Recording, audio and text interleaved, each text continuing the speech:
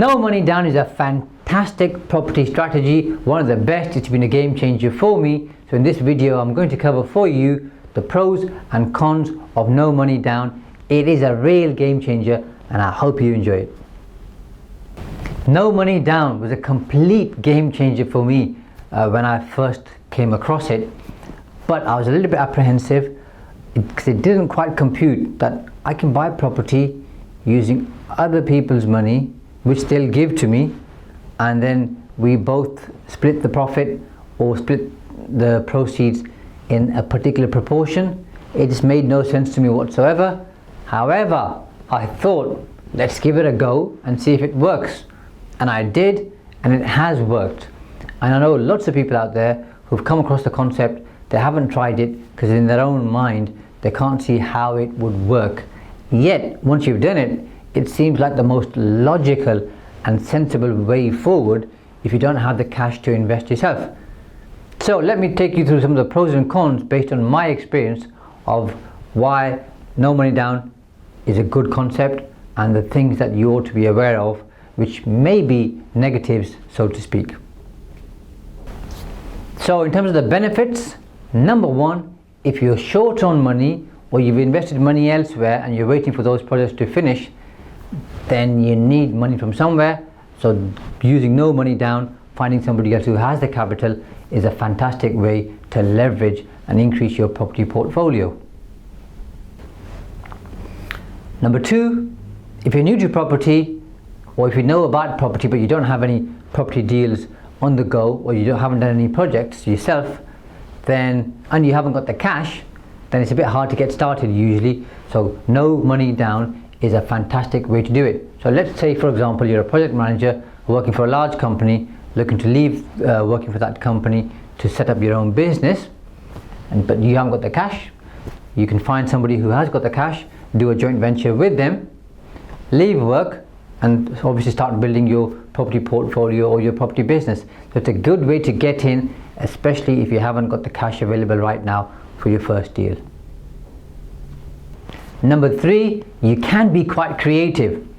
So for example, if you've got somebody who's got a home and they haven't got the cash to refurbish it, but they're looking to obviously sell it or flip it on, then what you could do is raise the funds, and the three of you, the person who gives you the funds, you and the person who owns the property, can do a profit split. So the property gets refurbished, increase in value, you sell it, and just to keep the numbers really easy, and you split the profit three ways.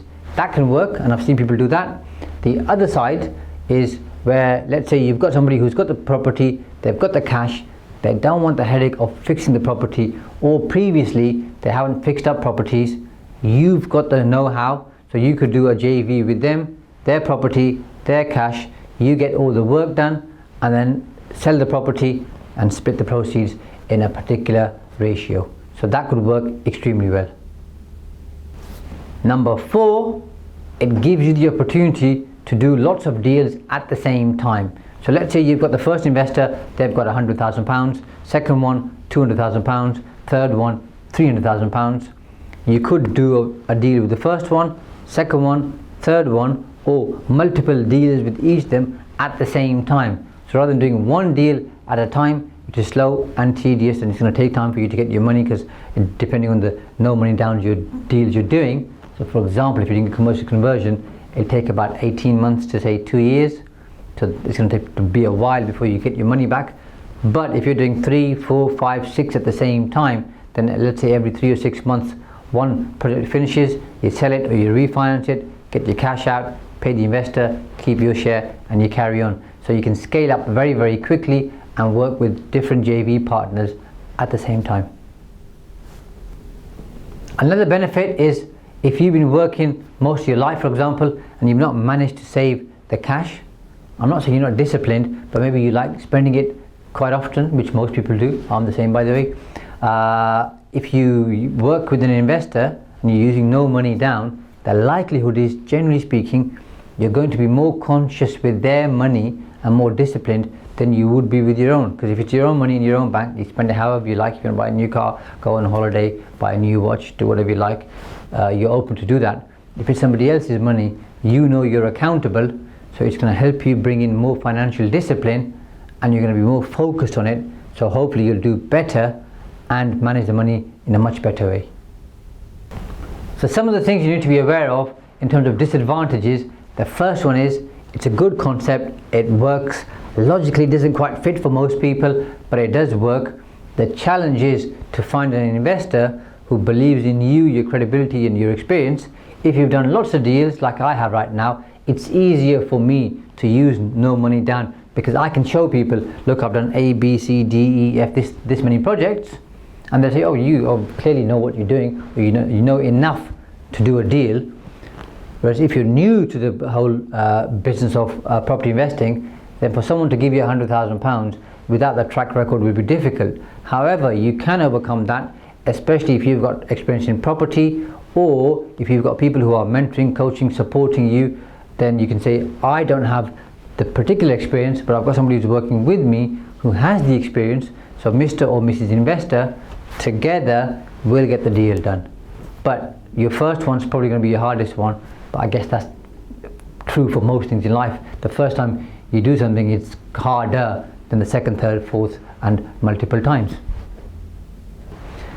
Number two, using other people's money brings in a certain amount of risk, because not everything is plain sailing in life, especially in property. Obviously there's peaks and troughs, so you've got that extra accountability in the sense that if things go wrong, the investor won't be too happy.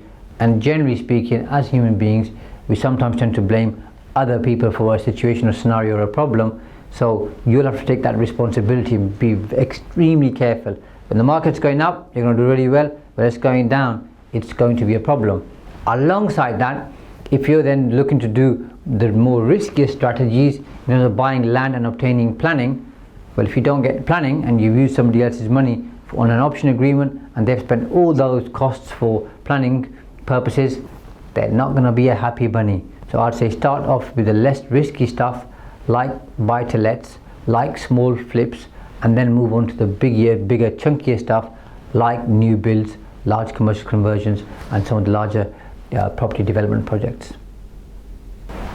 Number three, be careful in the way that you actually structure the deal, because if you have an investor who says, I want half the profit and I'm going to charge you interest on the cash that I'm giving you, well, in principle that might seem okay to you depending on where you are in your property journey, but the challenge is projects always end up costing more, they always take longer. So if the project costs you more and it takes longer, what could happen at the end is you paid more in interest costs than you thought you would do, so there's less profit left over, and you're sharing half with the investor, and your half might be so small you might think, well, I spent 2 years on this deal, it's been hard work, it's overspent on it, it's taken more time than it should have done. In the end, I'm left with X amount. X amount does not justify my time over the last 2 years. So make sure that when you do the deal, it works for you, and don't get carried away just by thinking, I've got an investor, I've got to do a deal. Do the sums, be cautious. And finally, using no money down is about managing relationships. So you have to be good with people. And if you're not good with people, it's going to be a challenge, because the investor will have certain expectations, you'll have promised certain things, so you need to make sure you live up to those promises and you do exactly what you said at the start. Because at the start of any relationship, everybody's a bit excited, so sometimes we may overpromise or we agree to do certain things, and as the days and the weeks and the months go on, the enthusiasm wanes a little bit, and then you might get a bit relaxed about things, and the investor isn't kept up to date or in the loop, and things aren't quite working out, and you're overspending and it's taking longer than it should do. If you're not communicating properly, the investor is going to get annoyed very, very quickly. So that is a downside if you're not good at communication. So if you're good at communication, it's okay. If not, that's something to bear in mind.